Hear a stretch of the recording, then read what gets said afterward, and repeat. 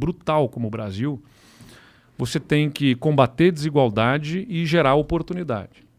Teve uma entrevista que eu dei, se não me engano, para a Gabriela Prioli, que ela me perguntou, você acha que é mais importante o ponto de partida ou a linha de chegada? Né, eu disse, o ponto de partida é mais importante, mas a gente tem que ter clareza. O que quer dizer o ponto de partida? Pô, você tem que proporcionar meios decentes, dignos, iguais para as pessoas. Né? Então você tem que dar uma boa escola, essa criança tem que começar a vida dela com a oportunidade de crescer. Mas não dá para fazer isso num governo só. Não, e é mais do que isso, né? Não tem uma partida, eu dizia, não tem uma partida por começar. Esse jogo já está rolando, já tem gente que ficou para trás. Você faz o quê com essas pessoas? Você não pode esquecer delas.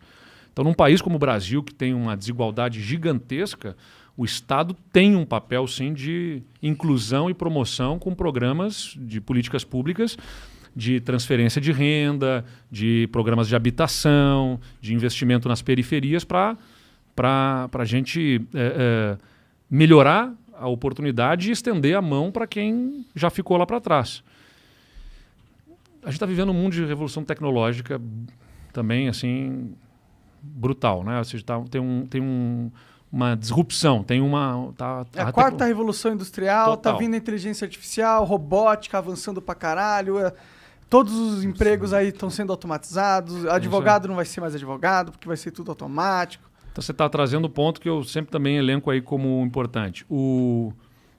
A primeira revolução industrial lá, se você for olhar pela revolução industrial foi uma forma também simplória de ver, uma máquina, né, que tirou o emprego do artesão lá. Sim. Só que era fácil você pegar aquele artesão e capacitá-lo para que ele fosse para uma linha de produção, virar um operário para apertar um parafuso, né, para fazer uma tarefa repetidas vezes. O cara ia ficar lá fazendo uma tarefa repetidas vezes numa linha de produção. Só que o que a gente está vivenciando agora é que essa vaga de emprego desse operário está sendo tirada por um robô. Né? Então tem um robô ali no lugar dele. Esse operário muitas vezes virou o quê? Motorista de aplicativo.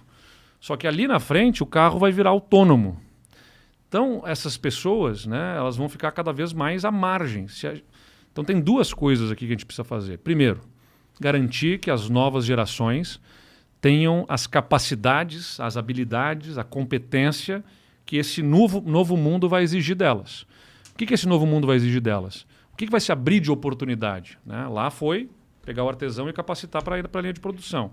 Agora as vagas de emprego surgem para programadores, para ser codificador, analistas de dados, sistemas, designers, gráfico, exatamente.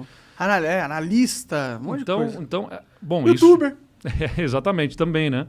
Mas tudo isso exige habilidades, competências mais sofisticadas. Sim, né? tem que ter um entendimento de sociedade bem moderno. Exato. Que é difícil porque a gente tem uma população que está envelhecendo e que ela não vai se modernizar. Aí você pega um ponto que é fundamental. Em primeiro lugar, a população está envelhecendo. E o Brasil está com a sua população envelhecendo. O nosso bônus demográfico, né? Está acabando. Está acabando. Então a gente vai ter cada vez menos jovens e mais pessoas de mais idade, para não chamar de mais velhos.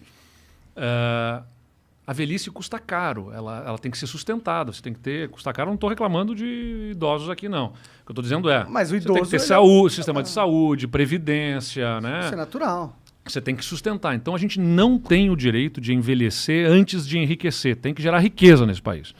Só que para gerar riqueza, a gente tem que aumentar a produtividade. O país tem que ser capaz de produzir mais. Só que como é que a gente faz para produzir mais se a gente vai ter menos gente no mercado de trabalho? Né? E que o mercado de trabalho está mudando profundamente. Então você tem que ter capacitação dessa mão de obra para o que o mundo vai exigir.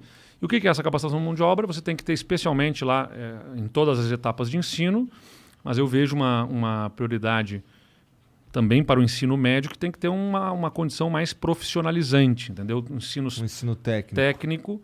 Cara, que não precisa buscar na Dinamarca, na Noruega, na Finlândia. Tem bons exemplos no Brasil. E está no novo ensino médio, inclusive, só que a lentidão e a falta de coordenação nacional... Quem está nos assistindo, muita gente não sabe o nome do ministro da Educação. Pode saber do da Saúde, fala da pandemia. Do meio para os outros. Por uma infelicidade ainda. né? Por tantos problemas aí. Mas, cara, nosso ministro da Saúde tá em quarentena, porque pegou Covid. Fora do país, né? Caralho, é impressionante. Não, mas também pode acontecer pegar Covid, né? Mas a questão... Acho que pode acontecer. Não tem Cara, problema, tá né? bom. E Ele é ministro da Saúde, então ele é imune? Não, cara, é que o ministro da Saúde, ele é um cara que, em tese, porra... Tinha que se cuidar. Tinha que se cuidar, pá. Mas é que o cuidado reduz, mas não elimina totalmente a para de puxar possibilidade o saco do cara. Não, não tô puxando saco, não tô puxando saco. Não, mas uma série de pessoas, eu tive também Mas o você não Covid, tem- também me cuidando e tal, mas, né, você reduz a possibilidade de, mas não elimina 100%. O foda é ele mostrar o dedo meio pras pessoas na rua. O que ele é? Um moleque de 14 anos? Mas, Monark, só para voltar na questão vamos voltar. da educação, Na verdade, a gente tava, Cara, a gente tava não, falando eu digo dessa assim, ó, como é que você- transição, né, de...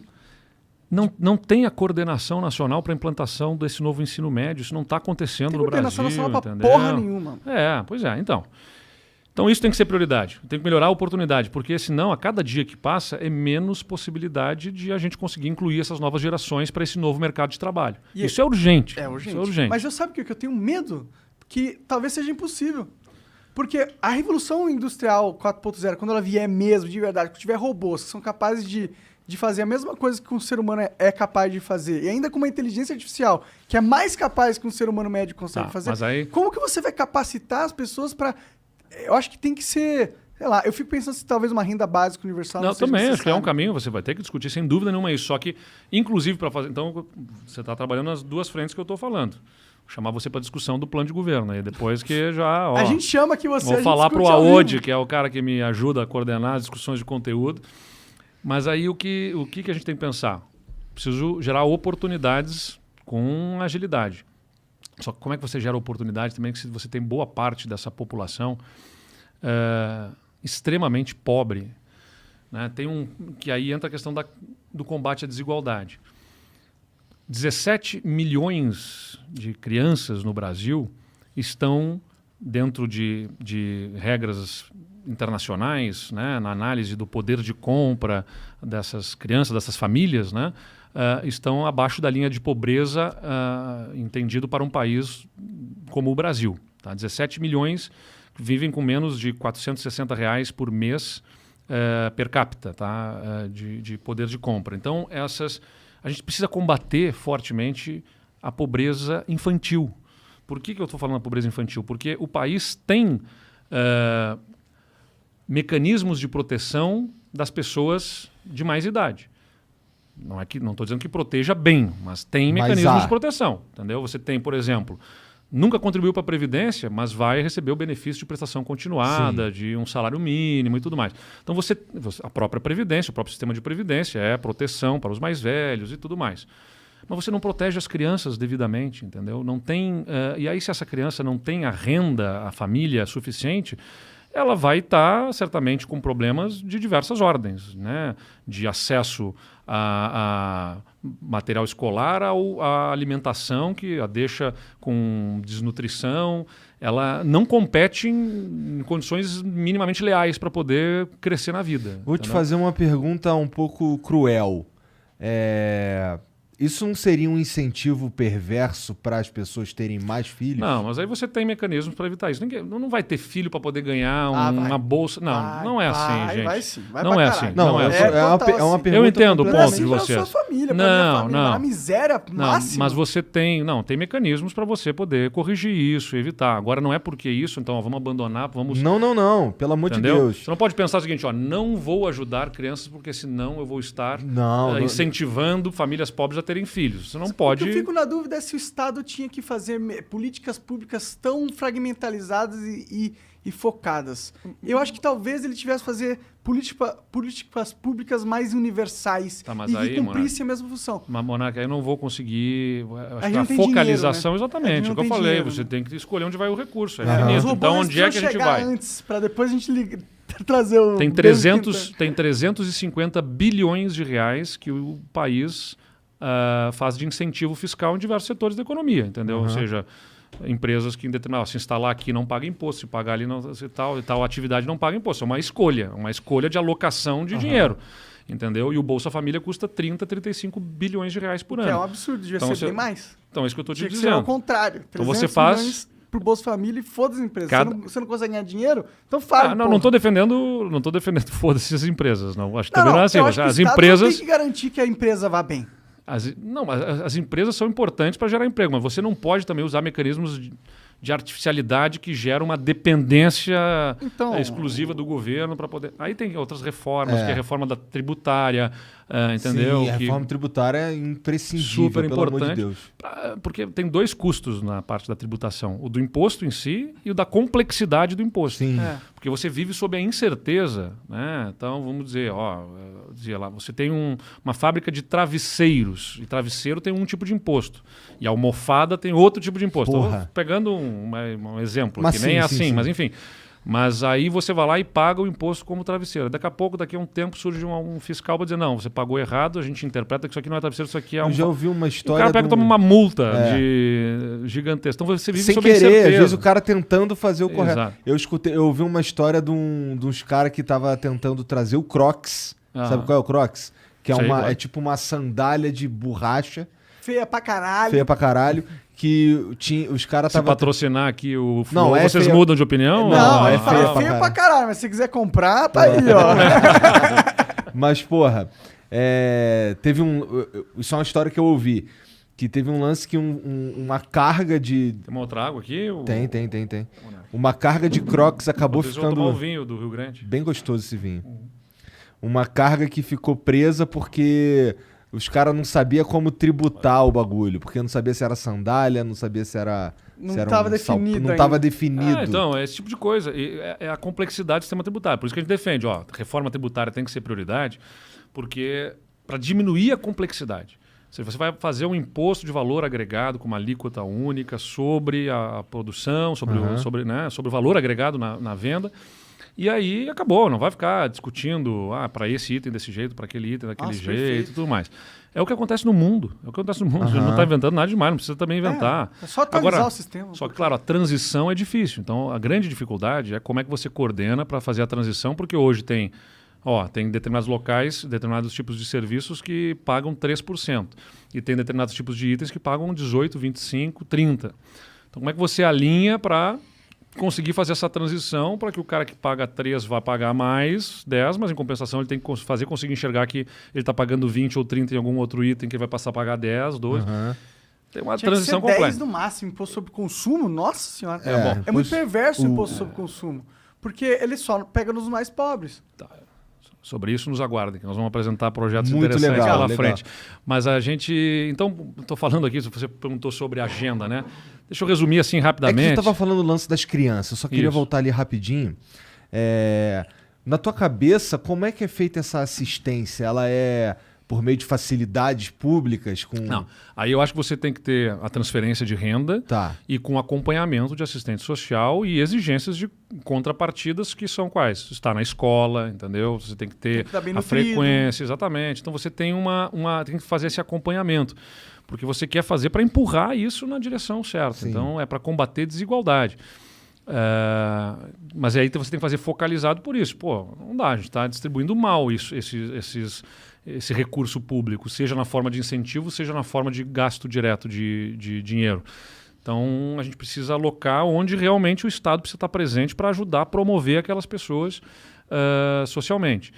E isso, com a exigência da educação, e uma educação que forme você vai empurrando na direção correta para ter uma sociedade Que não precise mais. que não desse precise tipo. mais, entendeu?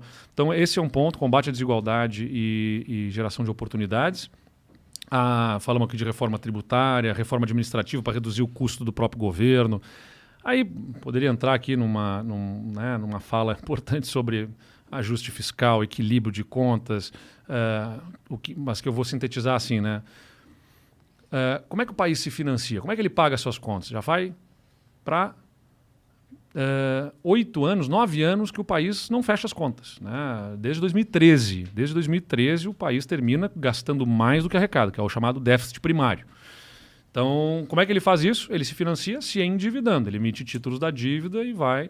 Só que a trajetória da dívida sobre o PIB né, ela vai aumentando, já vai batendo em 100%, que é o tamanho, tipo, a dívida do país está do tamanho da nossa economia.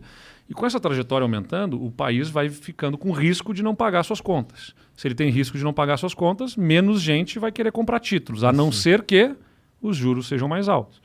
Entendeu? Então o país vai levantando, acabou de levantar juros agora mais um pouco, vai levantando juros por 2 motivos. Porque ele quer combater a inflação, e para combater a inflação ele precisa fazer com que menos dinheiro circule na economia, e de outro lado ele precisa se financiar.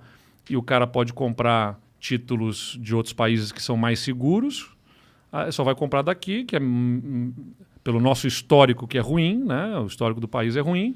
Não é um governo sozinho que determina esse histórico, mas o governo é determinante para gerar uma percepção de credibilidade, né? De que vai cumprir as regras e tudo mais.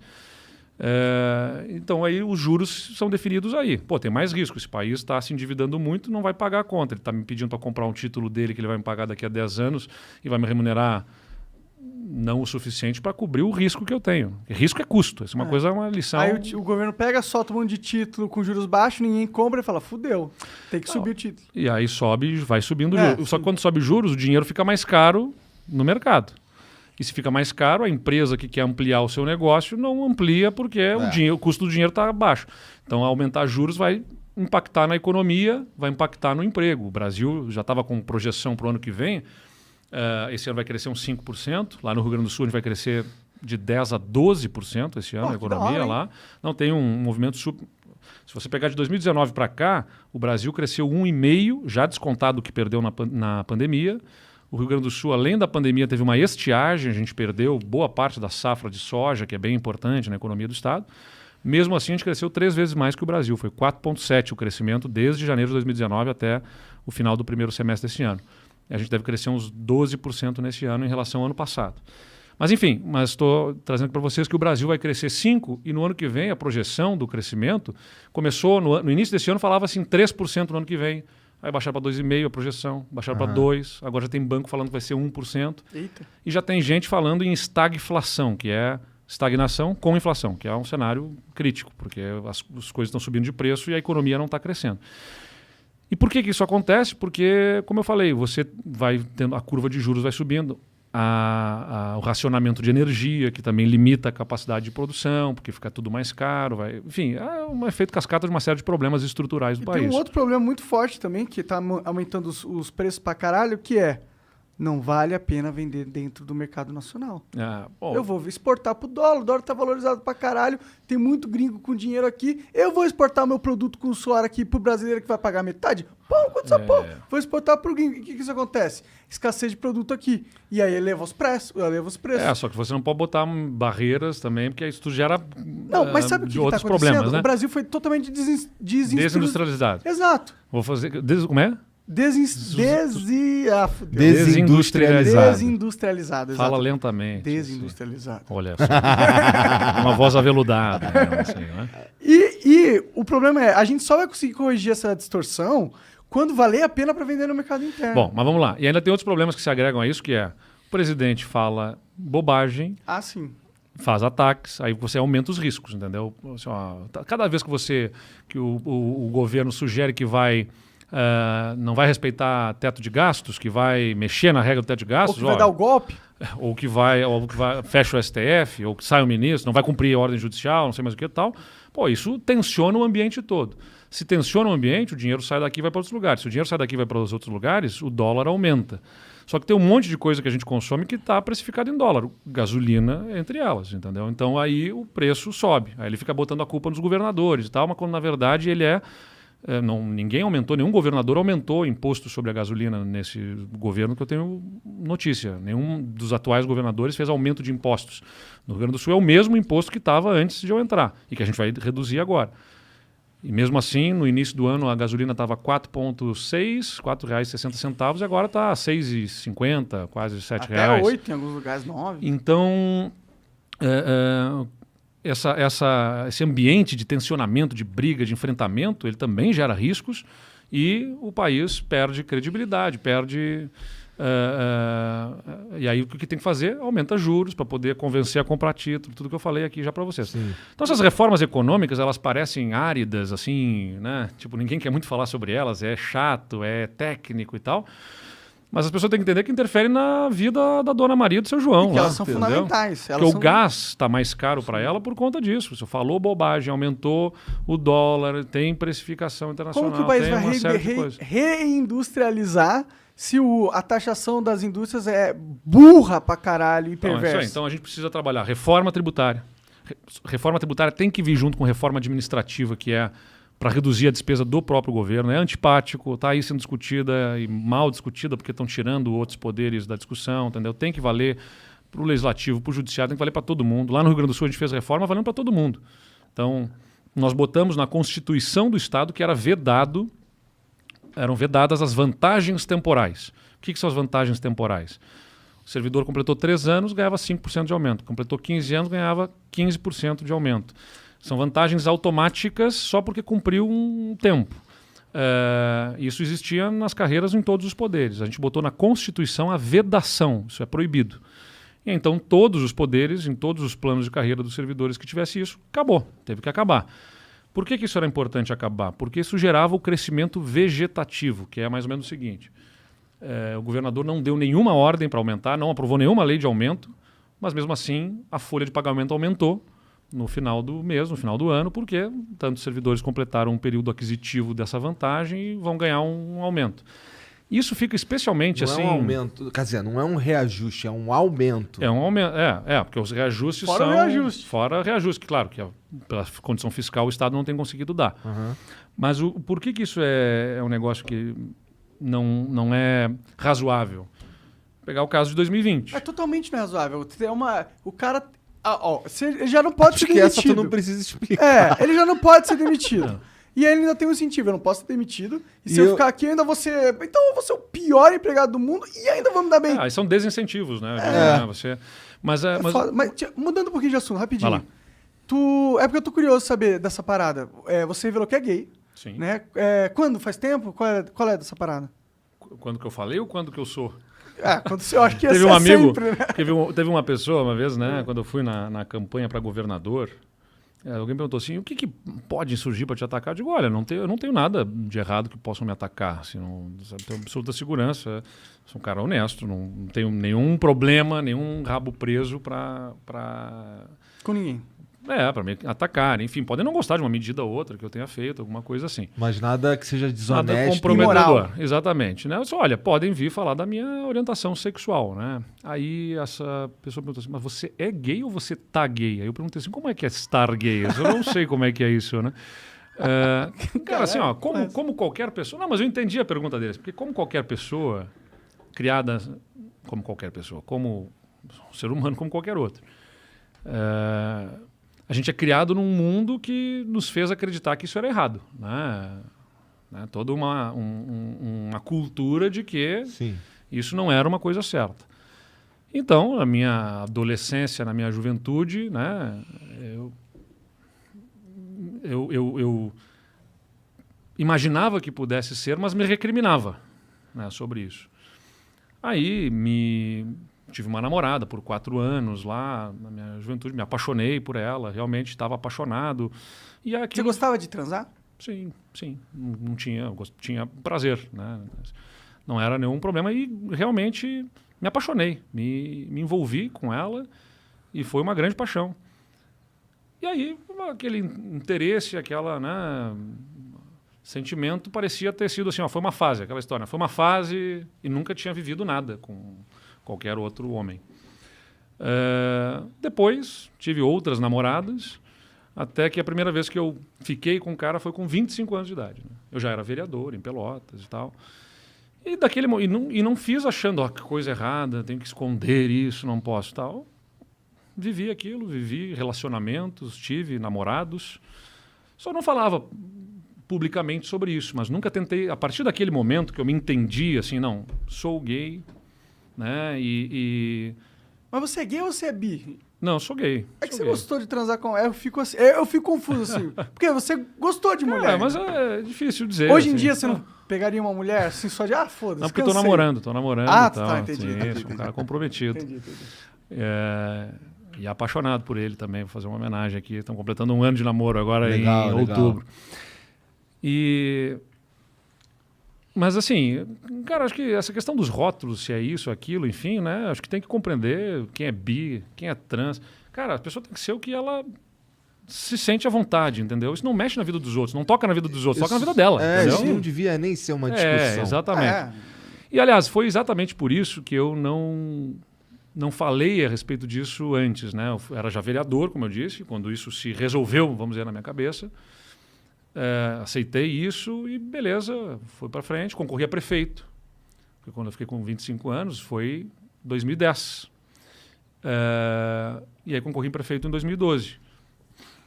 Havia boato e tudo mais, e até um assessor meu na Câmara de Vereadores uma vez me disse, Eduardo, queria te dizer que estão falando que você não vai concorrer a prefeito porque você não vai ter coragem, porque vão revelar que tu é gay e que tudo mais. E eu não quero nem saber, porque eu também não tinha falado com ele a respeito disso, eu não quero nem saber se é ou não é, só estou te dizendo porque estão falando isso aí que pode acontecer.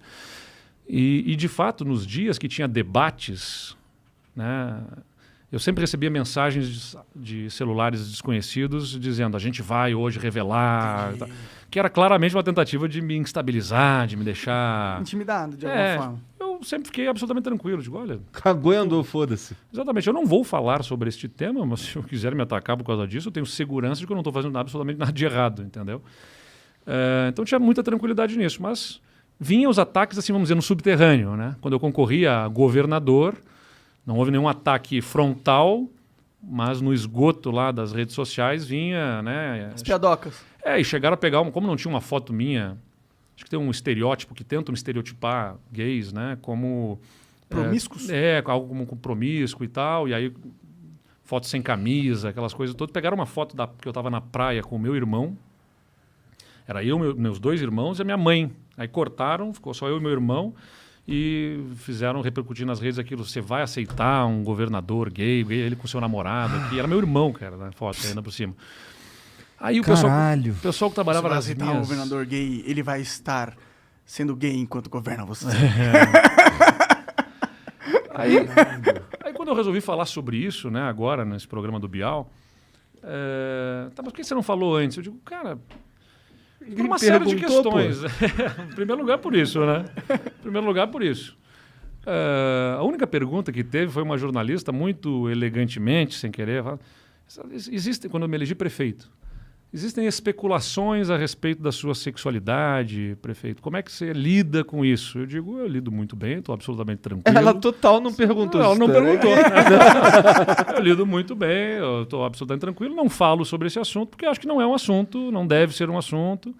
Né? Relevante não tem mesmo. Eu acho que, porra, o cara que usa disso pra tentar te diminuir, porra, esse cara não tá vivendo 2021. Exato. Então eu digo o seguinte, política é sobre o que eu posso fazer para tocar na vida dos outros. Pois é, e isso toca na minha vida. É lógico.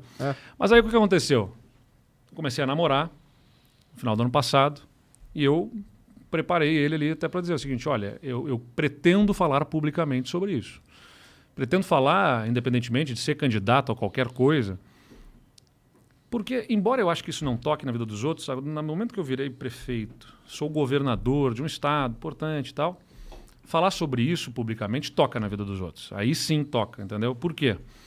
Quebra estereótipos e paradigmas. Exatamente. E foi bacana porque eu me senti muito, assim, acolhido, né, quando eu falei publicamente sobre isso, mas mais do que isso, consegui oferecer acolhimento para muita gente também.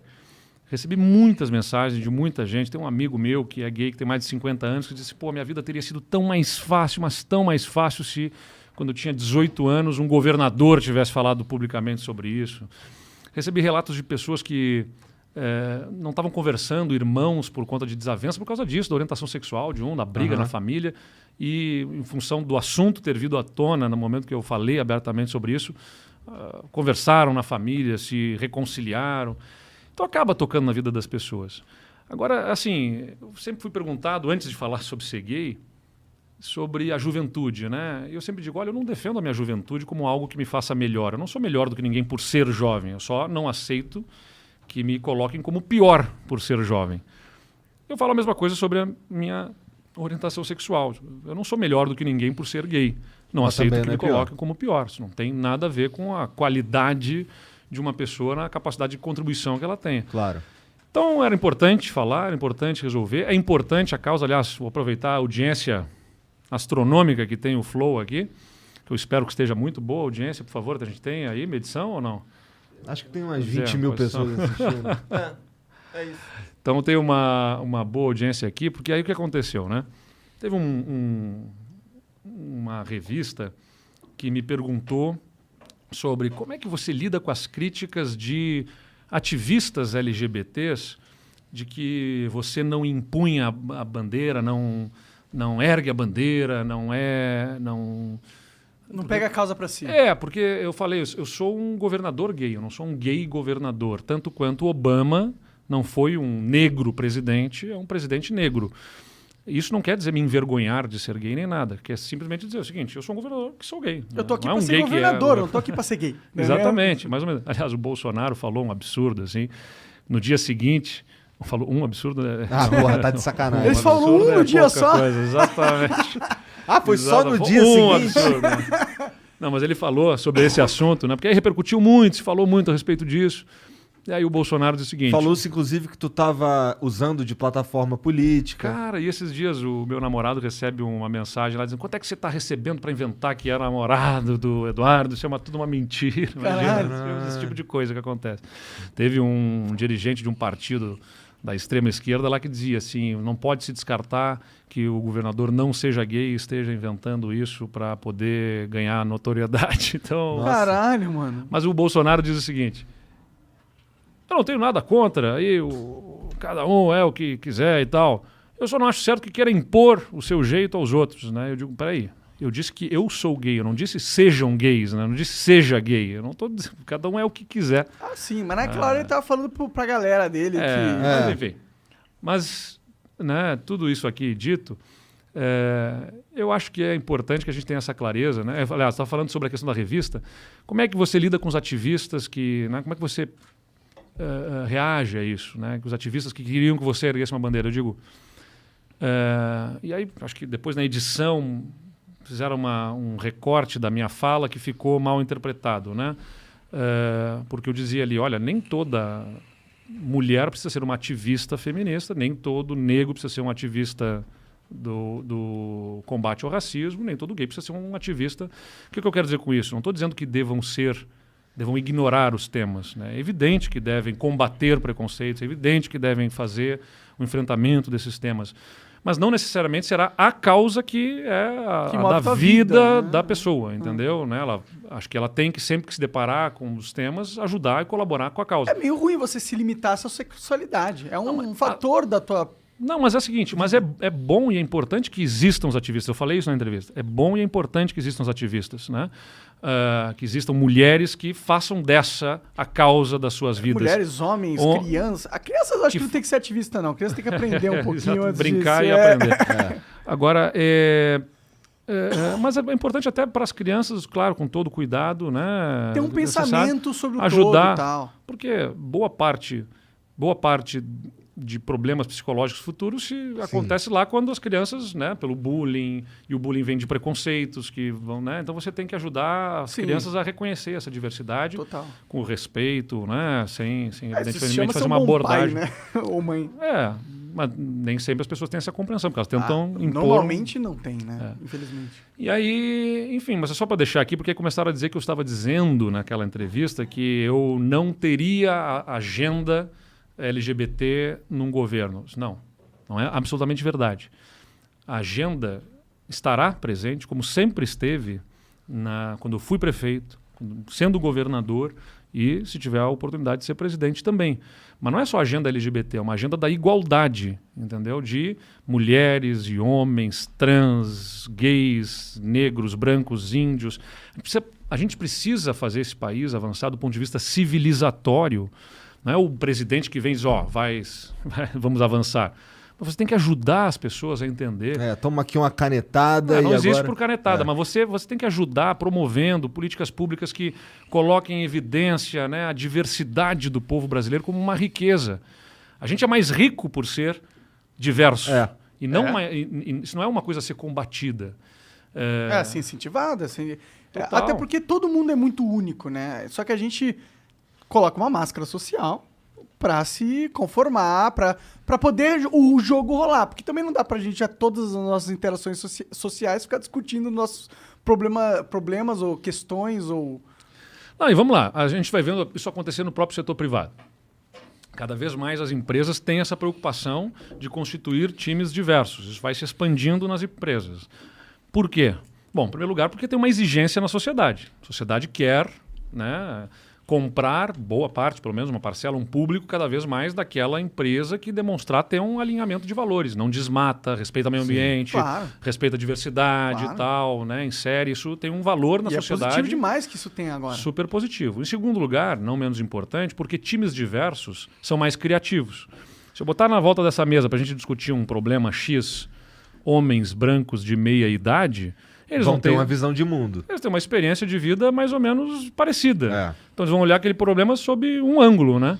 Agora se a gente bota na volta dessa mesa aqui homens, mulheres, gente mais jovem, gente de mais idade, pessoas com deficiência, negros, índios, brancos, enfim, crenças religiosas diferentes, gays, trans... A visão sobre aquele problema vai vir sob diversos ângulos. Isso vai dar mais criatividade. Então, essa coisa da criatividade do mais povo clareza da realidade do problema. Quando uma inteligência artificial quer chegar numa conclusão, o que ela faz? Ela busca a maior quantidade de dados possíveis para tomar decisão. E é isso que a diversidade traz, a maior quantidade de dados possíveis. Exato, totalmente. Obrigado pela sua... Pô, os caras que estão aqui ligados nos dados ajudam a gente a botar na língua que o pessoal vai entender aí. Mas o bacana é isso, né? O Brasil, a criatividade, a gente fala que o povo brasileiro é criativo e é criativo, né? O jeitinho brasileiro tem a ver com essa criatividade. Às vezes tem a ver com a gambiarra, né? Mas a gambiarra também tem uma certa condição de, olha, dentro de recursos limitados, conseguir resolver um problema. É claro que a gente não pode ser o país da gambiarra, evidentemente, mas a gente tem que pegar e alinhar essa criatividade para que justamente o que ela nos faça capaz de produzir, de criar, né? Como diz o próprio nome. E essa criatividade tem muito a ver com essa diferença com que a gente tem, com esse choque de culturas, esse caldeirão que o Brasil é, de tanta gente diferente. Só que a gente está vivendo um tempo em que isso é tratado como algo a ser combatido, entendeu? Assim, não pode ser isso, não pode ter... desrespeito às minorias, quando a gente tem que promover a inserção dessas minorias, porque elas, como eu falei, aí vamos voltar para o debate do ponto de partida e a linha de chegada. Sim. Pô, cara, a linha de partida de uma pessoa trans é outra, entendeu? Porque ela já começa lá atrás pelo preconceito que tem em relação a essa pessoa. Então a gente precisa ter política pública que ajuda a promover a inserção dessas pessoas. Eu tenho lá no governo do Estado, e muita liderança vem do exemplo, né? A gente tem a primeira secretária adjunta no primeiro nível de governo, no primeiro escalão, que é transexual. E é interessante que isso foi gerando a necessidade, por exemplo, de adaptar até as questões dos banheiros, não por fazer um banheiro novo, mas por fazer no centro administrativo do Estado, onde ela trabalha, e outras pessoas trans também circulam, que houvesse um trabalho de conscientização de que determinados banheiros são banheiros de diversidade, de igualdade, que a pessoa que está ali está se identificando com aquele gênero, entendeu? Uhum.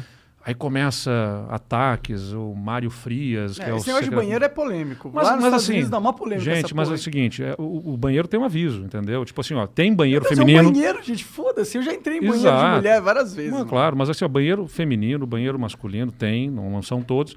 Mas tem banheiro seguinte, ó, é um banheiro feminino, mas está alertado o seguinte, ó, a pessoa... Claro aí. Não é o banheiro que muda o mundo. Mas sabe quando você tá no bar e tem uma fila enorme, e aí o do banheiro do feminino não tem ninguém, você vai lá, vou rapidinho ali mijar. Pô, vou te falar que lá na cultura inglesa, lá onde eu trabalhava, tinha o banheiro... No banheiro feminino tinha duchinha. Caralho, aí você não quer que a gente use, porra, o banheiro feminino? É sempre muito melhor que o masculino. Não tem ninguém, pá. Mas enfim, eu não tô trazendo aqui na história do banheiro, é só pra trazer um exemplo, assim, do que...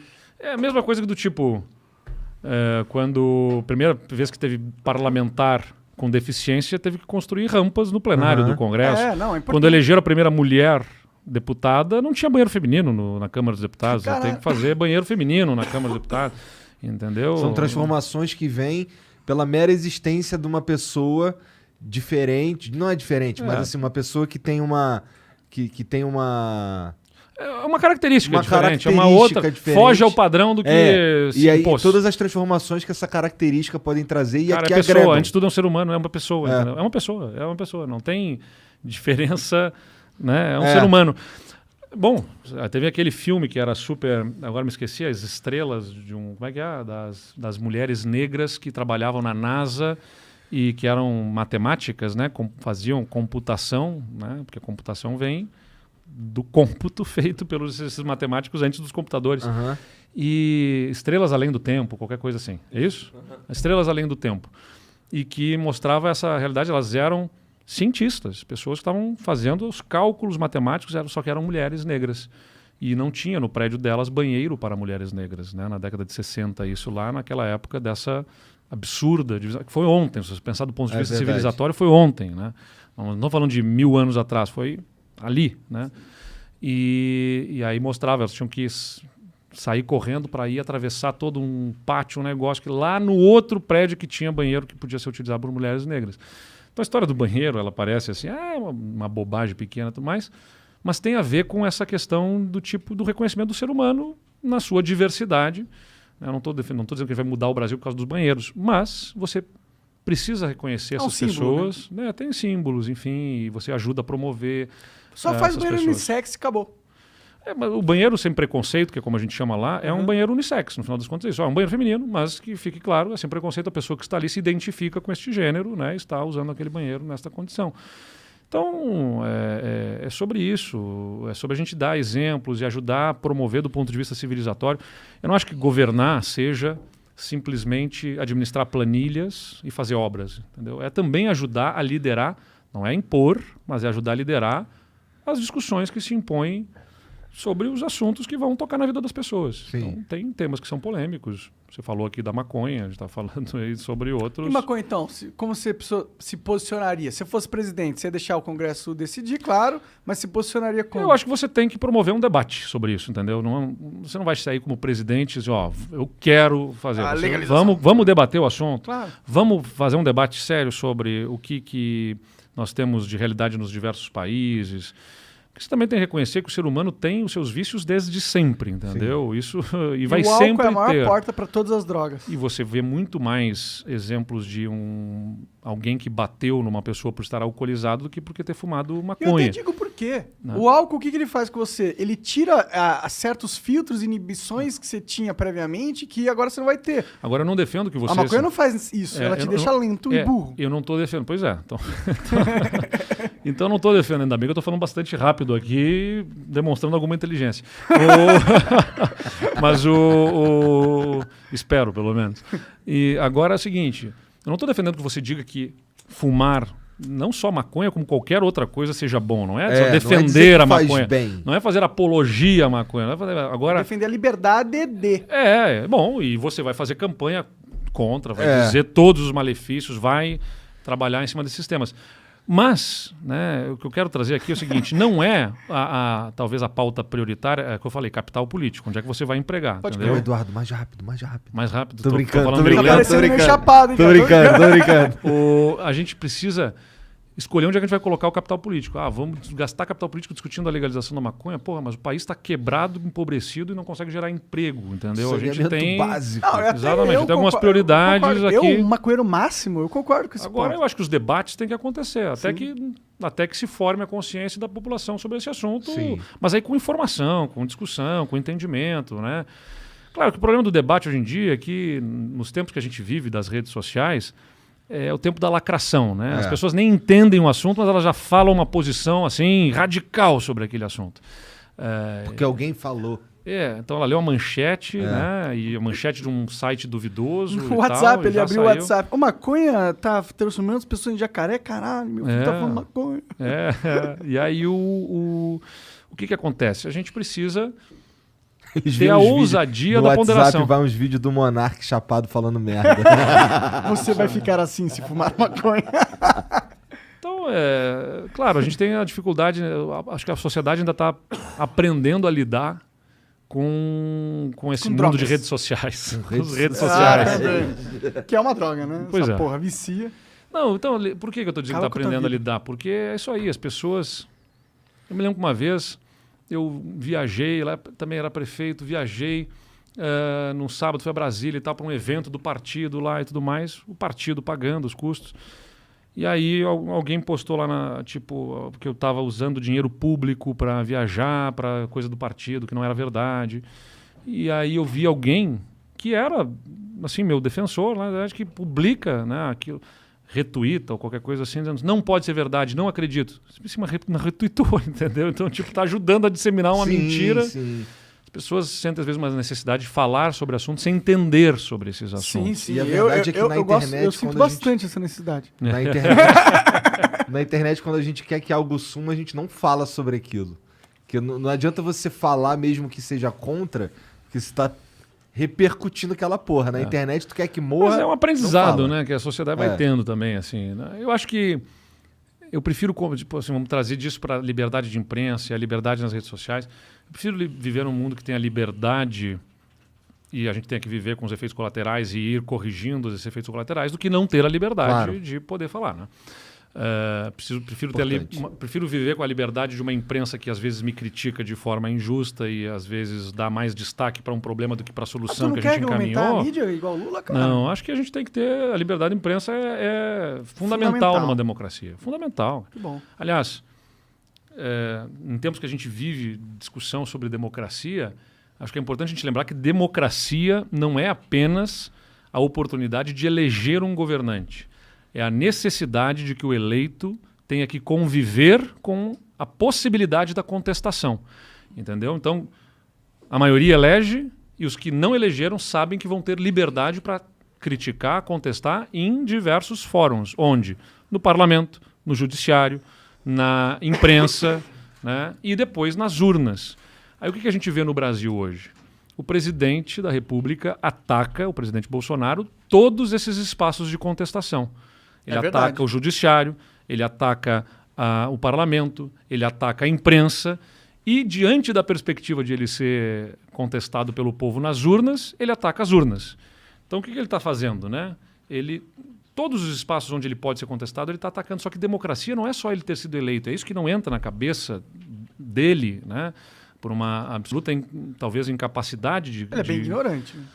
Mas assim, no mínimo não é democrático e tem uma dificuldade de entender o que é democracia, no mínimo, né? Porque democracia fui eleito e sei que vou ter que conviver com a contestação e vou ter que me relacionar com essa contestação. E então, sei eu tenho que vou tentar sair convencer. do poder também. E sei que vou sair do poder também, exatamente. Não dá para dizer que vai sair só morto ou preso. Ou né? com a vitória. Ou com a vitória. Bom, então não Nossa, é ele democrático. falou essa porra, né, mano? Às vezes, tipo, é que já tá tão acostumado dele falar merda, mas às vezes eu me pego pensando assim, caralho, ele falou essa porra. Ele é o presidente, ele falou essa porra. Que caralho. Então, assim, do ponto de vista, né, é uma irresponsabilidade, cara. Porque Não, ele é uma criança no poder, mano, na minha visão. isso causa prejuízo, porque é o seguinte, como eu falei, a dona Maria está pagando gás mais caro também por causa disso, entendeu? Não é só por causa disso, mas também por causa disso. A gasolina está mais cara também por causa disso. A perspectiva de crescimento econômico do país é menor também por causa disso, porque, como eu falei, tudo tem uma conexão. Pô, vamos lá. Eu vou ser patrocinador do Flow aqui, só que eu não sei se o Flow vai... Como vocês estão, eventualmente, né, vamos dizer assim, numa situação hipotética, transgredindo as normas, eu não sei se amanhã vai estar aberto esse negócio, vai funcionar ou não. Vai que o YouTube vai banir os caras. Como é que é? Então, para aí. Então, eu só vou colocar dinheiro se tiver um retorno muito alto. É a mesma lógica do país. Se o país não tem mínimo de estabilidade, o que o investidor quer? O que o cara que tem grana quer para investir, para empreender? Previsibilidade. Previsibilidade. Eu quero saber o seguinte, eu vou botar meu dinheiro e as regras vão ser respeitadas nesse jogo e eu vou fazer esse dinheiro render com o meu trabalho lá e eu vou ganhar meu dinheiro de volta. É isso que o investidor quer. Previsibilidade, estabilidade, né? Paz para poder conseguir avançar. Se pudesse ter a previsibilidade de que não vai ter mais coronavírus, não vai ter mais nenhuma pandemia, pô, legal, bacana. Né? Não tem essa segurança, então isso gera incertezas, riscos e custos econômicos. Porque se tem um risco, você tem que ter né, um retorno maior para convencer a aplicar o dinheiro. Então, o que acontece no Brasil? O presidente está sempre gerando risco, sempre. Então, a primeira coisa que vai melhorar o Brasil é a saída do Bolsonaro do poder e substituir por alguém que traga estabilidade e previsibilidade. Mas é que o pior é que a gente está caminhando para um cenário que vai ser Lula versus Bolsonaro. Quem você votaria? Lula versus Bolsonaro? Para mim, essa eleição não existe. Eu não vou ter voto em nenhum deles dois. Nós estamos nas prévias que vão levar para o primeiro turno. Claro aqui, se for versus Bolsonaro e Lula... Mas eu acho que esse é um ponto que você traz que é super importante. Aliás, como muitas coisas que você trouxe aqui são muito importantes. Impressionante, parabéns. Uma bela contribuição aqui. Monark, a gente tem que pensar, o país precisa de paz, de sensatez, de equilíbrio, né? Tipo, vamos parar de nos atacar e vamos parar com essa guerra, vamos enfrentar os problemas, vamos parar de discutir o Brasil que já foi, o Brasil que é, vamos discutir o Brasil que a gente pode ser. Vamos discutir para frente, entendeu? O que a gente quer para o futuro do país. Vamos encerrar esse capítulo. A manutenção do Bolsonaro do poder ou a volta do Lula não vai gerar isso para o país, entendeu? Porque no primeiro dia, nessa guerra, nessa disputa que está aí entre um e outro, no primeiro dia já tem um lado do país dividido contrário e vai ser a mesma guerra, só que numa outra direção. Então, eu acho que o país não precisa de um terceiro polo de radicalização. Muitos cobram de mim, o Eduardo devia bater mais no Bolsonaro, devia bater mais no Lula, devia bater mais naquele...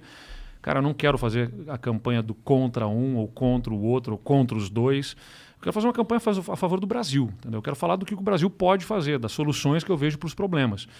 Como eu falei para vocês, ganhar pelas nossas qualidades, não pelo defeito dos outros.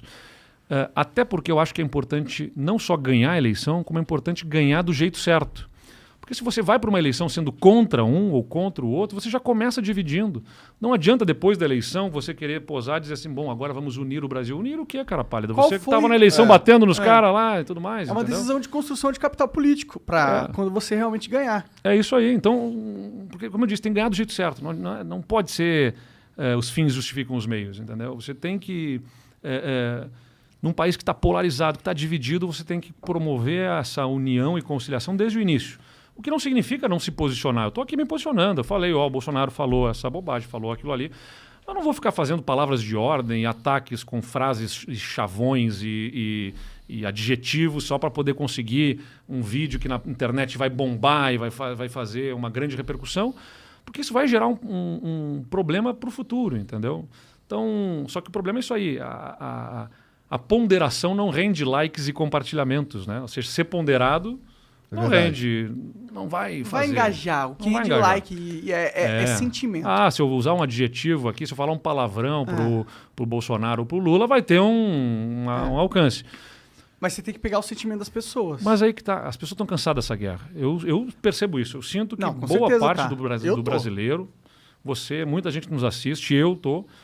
E é o meu sentimento. Então eu quero ir para a eleição com o meu sentimento. Se tem mais gente que, como eu, está cansada dessa guerra, que quer paz, que quer tranquilidade, que quer poder ter um país que, né, acorde sabendo que eu não preciso terminar a amizade com meu pai. Cara, divisão nas famílias, divisão nos amigos. A pessoa não consegue mais ter diálogos, né, minimamente sensatos sobre os problemas do país, porque já... Se você fala de um jeito, se você botou verde e amarelo, você já é atacado. Se tiver vermelho, já é xingado. Isso é irracional, né? Como eu falei para vocês, você tem que se colocar no lugar do outro, tem que ter mais empatia. As pessoas têm razões para terem visões de mundo diferentes. Elas cresceram num contexto, numa circunstância, foram levadas a pensar de um jeito. E como eu falei, nessa guerra de um contra os outros... A inflação está aí, o desemprego está aí. Todo mundo perdendo. Então... Ganha só os filhos da puta que monetiza em cima dessa porra. Então acho que é importante que a gente possa... Aí você distensiona, o dólar baixa, volta para o patamar adequado, o risco do país diminui e você consegue ter juros decrescentes. E aí você coloca energia para fazer essas reformas que a gente falou. Ao invés de ficar discutindo a urna eletrônica, ao invés de ficar discutindo, identidade de gênero, as questões que ficam mais... Vamos discutir a reforma que vai gerar crescimento econômico. Eu não estou defendendo que alguns temas desses não sejam debatidos, mas, cara, não pode ser a prioridade do presidente da República, entendeu? As pessoas estão passando fome, as pessoas estão escolhendo a hora que elas vão botar comida na mesa. quando é que se vai ter carne ou se não vai ter carne para botar na mesa por causa do preço proibitivo que estão as coisas. Com certeza. Então, esses são os problemas reais das pessoas, né? Vamos ler aqui umas mensagens, ver o que os caras Vamos mandaram lá. pra gente? Bora. Deixa eu Acho pegar que aqui. o problema que tem que ser resolvido são as reformas estruturais sistêmicas. É isso que impede o crescimento do Brasil. Claro, sem dúvida, mas você tem que pensar o seguinte, tem que pensar estruturalmente e também tem que pensar que tem gente precisando botar comida na mesa na hora. Então, Mas é isso tem que que mudar vai... estruturalmente e também dar o suporte no Tudo momento. bem, mas é que, tipo, um é muito mais importante que o outro. Claro, eu só estou trazendo... claro. Que é o seguinte, ó... Não posso dizer pro seu João lá o seguinte, ó, seu João, você está passando fome, mas espera aí que nós vamos mudar estruturalmente aqui, aguenta a sua fome Mas aí. sabe Não o que eu dá, acho né? que se a gente fizesse todas as reformas numa tacada só, uma mudança radical... Tá, mas aí você não consegue comprar todas as brigas ao mesmo tempo, entendeu? Aí você tem que escolher as prioridades, porque... Será que isso não é a solução? Comprar tudo ao mesmo tempo? Porque aí você vai um pacotão Não, mas aí que... você tumultua o processo. Né? Mas é foda, porque se mudar só uma coisinha, será que não vai acontecer a mesma Não, coisa? não estou com o dizendo uma coisinha. Dá para fazer coisa... Pô, fizemos reforma profunda no Rio Grande do Sul. Quando a gente olha para trás e vê que assim, ó, privatização da empresa de energia, privatização da empresa de gás, privatização da companhia de saneamento, concessões de estradas, que era um tabu no Rio Grande Mas do Sul. nada disso entendeu? é estrutural e sistêmico, né? E ir para dentro do governo estrutural, a reforma da Previdência, a reforma das carreiras do serviço público, entendeu? também no governo você não tem tanta A privatização abertura é quanto o governo estrutural, federal, você né? está mexendo... Ela é estrutural, mas ela não é sistêmica, né? Não, tudo bem. Agora... Não, Talvez o que você está querendo dizer, né? Porque, de fato, a competência do governo federal, da Você União... não tem competência sistêmica de mudanças, né? Pelo menos não... Talvez bem. a polícia eu acho que você talvez tenha. Mas é que também é o seguinte, se você puder fazer mudanças muito profundas, muito rapidamente, isso fere também a estabilidade que a gente acabou de falar, entendeu? É Tá que, entendendo? Porque se for um... a estabilidade vem dessa perenidade das regras. Então você tem que conseguir fazer mudança rápido, mas também não permitir que é o seguinte, ó, entra um governo e faz, e muda completamente. Aí outro governo e muda também. Não, com certeza. É por isso que tem uma certa dificuldade nas mudanças para não permitir que mude tudo de uma hora para outra todo o tempo, que isso gera risco. Eu entendo, eu concordo, mas eu só acho que, tipo, não dá para não passar a reforma tributária, não passar a administrativa, não passar a política, tem que passar tudo. Não dá para não passar essas paradas. Elas são tão fundamentais, é que, tipo... Não dá pra você arrumar uma perna só. Você tem que colocar pelo menos 3 isso eu pernas concordo. pro bicho parar de pé, tá Não, ligado? tem, claramente reformas que são prioritárias. Sim. E aí você falou tributária, administrativa, política, que tem que estar na hora. E dá para fazer isso, seguramente dá para fazer. Dá para avançar nessas pautas aí, desde que você pare de gastar energia com bobagem e com coisas que não vão resolver os problemas das pessoas, entendeu? Ou ficar só confrontando e dizendo a culpa é do fulano, a culpa é do ciclano, estou tentando e não me deixam. Meu papel como governador não foi tentar. Eu podia ter pego lá no primeiro dia de governo e dizer o seguinte, ó, estou mandando esse conjunto de 50 leis aqui para a Assembleia, estou tentando fazer, vamos ver se a Assembleia me deixa. E aí joga lá, a Assembleia não aprova nada, eu digo, eu tentei e não consegui. Não, meu papel não é só tentar, o meu papel é conseguir, é entregar. Então faz parte do meu papel eu estabelecer estratégia de como é que eu vou lidar. Eu sei que tem uma Assembleia, eu sei quais são os atores políticos. Eu sei que eles vão passar de primeira. Então eu preciso, vamos organizar. Ó, vamos começar com as privatizações aqui. Esses 3 meses nós vamos discutir as privatizações. Superado esse capítulo, nós vamos passar para discutir um novo Código do Meio Ambiente, que a gente discutiu lá no Estado. Depois nós vamos discutir reforma na carreira dos servidores. Então tinha uma agenda clara. Então o primeiro passo é o seguinte, tem que ter política, você sabe que tem lá um número de partidos políticos, você vai ter que fazer composições e tudo mais, vai ter que fazer concessões. Mas a questão da concessão política é, você vai fazer as concessões para quê? Para sustentar você ou para sustentar uma agenda? Então, você chama os partidos e eu digo, ó, minha agenda é essa. Eu estou fazendo aqui, chamando vocês para governarem junto comigo para sustentar essa agenda. Então, eu vou demandar a vocês apoio a esta agenda. E aí, cara, a política desse jeito acontece no mundo inteiro. A Angela Merkel, na Alemanha, teve que fazer concessões a partidos políticos para ter sustentação para aquilo que ela queria fazer. Né? Desde que seja em moedas legítimas, que vai ter participação no governo, vai cuidar... Agora, claro, não podemos tolerar o que a gente acabou vendo, que é dinheiro comprando apoio, né? Cargos, botando gente incapaz para cuidar de determinadas pautas e assuntos. Então, a gente tem que ter essa noção de que você precisa conciliar política com agenda. Mas agora, por exemplo, o governo atual fez muita concessão política. Ele se elegeu dizendo que era diferente da política. Mas é que eles conseguiram a agenda que eles queriam. Que era salvar os filhos. Pois é, essa é a questão. Qual é a agenda? Qual é a agenda? Né? Qual é a agenda? vamos fechar o STF. Tá bem, e no dia seguinte vai fazer o quê? Né? Vontade de dizer o seguinte, Ditadura né? Bolsonaro. Não, mas eu digo, nem isso. Evidentemente que já é um absurdo dizer que vai fechar o STF, que vai tirar um ministro, tá bem. E para sustentar qual agenda? Qual é a agenda? Qual é a agenda para fazer crescer o país? Qual é a agenda para resolver Parece esse que não problema de tem. desigualdade? Qual é a agenda para a educação? Qual é a agenda? Não tem uma visão de futuro de país, não tem um sonho para o país. Você falou que não consegue sonhar mais aí, mas o problema do país é que o país não sonha, entendeu? Tá todo mundo chapado. Tem que ter um sonho grande de país. Você tem que olhar para frente e dizer, olha, a minha agenda para atingir esse sonho vai ser essa, vou fazer aqui na educação isso. Conectar essas ideias todas para estimular as pessoas em relação ao futuro. Só que é muito tumulto e turbulência, com briga e pouca construção. Tem uma frase que eu gosto muito que diz que o segredo da mudança é focar a sua energia em construir o novo e não em destruir o velho. Ou seja, se você está preocupado, não preciso destruir, você perde tempo e não constrói. Então você vai construindo o novo e vai suplantando o velho. Você não precisa ter o foco na destruição. Constrói o novo, vai empurrando na direção correta, vai edificando algo e para de desperdiçar energia. Vamos para as perguntas, então? Vamos. Já achou alguma boa que vale a pena? Tem algumas aqui. O Davi Gabriel diz aqui, ó. Já ocorreram 2 grandes tragédias no Rio Grande do Sul. KISS, prédio, SSP. Secretário de Segurança. O senhor tem planos em reforçar o efetivo dos bombeiros? Visto que hoje Esse é o pessoal que é aprovado no concurso, que é o mais engajado nas redes sociais. Acertou. Chama os excedentes, chama os aprovados. 700 aprovados aguardando nomeação. Não, eu entendo, é legítimo que eles queiram, né? Fizeram concurso público, desejo. A gente está chamando. Aliás, uma coisa que a gente fez no nosso governo lá, o que acabava acontecendo nos governos anteriores? Como o Estado estava quebrado, não conseguia pagar salário, não conseguia pagar servidores, não chamar novos servidores era um jeito de... Né, economizar. Economizar. Porque você chama, você tem que pagar salário de um contingente novo que está entrando. Mas para também não terminar o governo dizendo que não chamou ninguém, chegava no último ano e chamava um monte de gente. Né? E claro, a conta ficava mais para o governo seguinte do que para a sua conta, porque até entrar todos os servidores e depois todos os anos que você não chamou, você já economizou. Chama só no último um monte de gente. Só que o que acontece? Todo ano vai se aposentando um grupo de soldados, de profissionais da segurança pública. Então, se eu não chamar todo ano um grupo de servidores, vai defasando o meu efetivo e vai piorando a segurança pública. Esse foi um compromisso que eu assumi. Nós vamos fazer chamamentos responsáveis todo ano para fazer a substituição de toda a tropa e tal, no número de aposentados. E todos os anos a gente está chamando. Chamamos...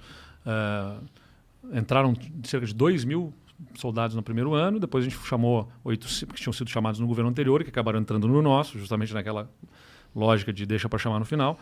E fomos botando 800 por ano, né, em vários chamamentos. Estamos formando novos soldados agora, por exemplo, e vamos repondo. Agora, claro, tem um grupo de excedentes que eventualmente não vai ser chamado, entendeu? Que foi aprovado no concurso, mas que não vai atingir o chamamento até a eles.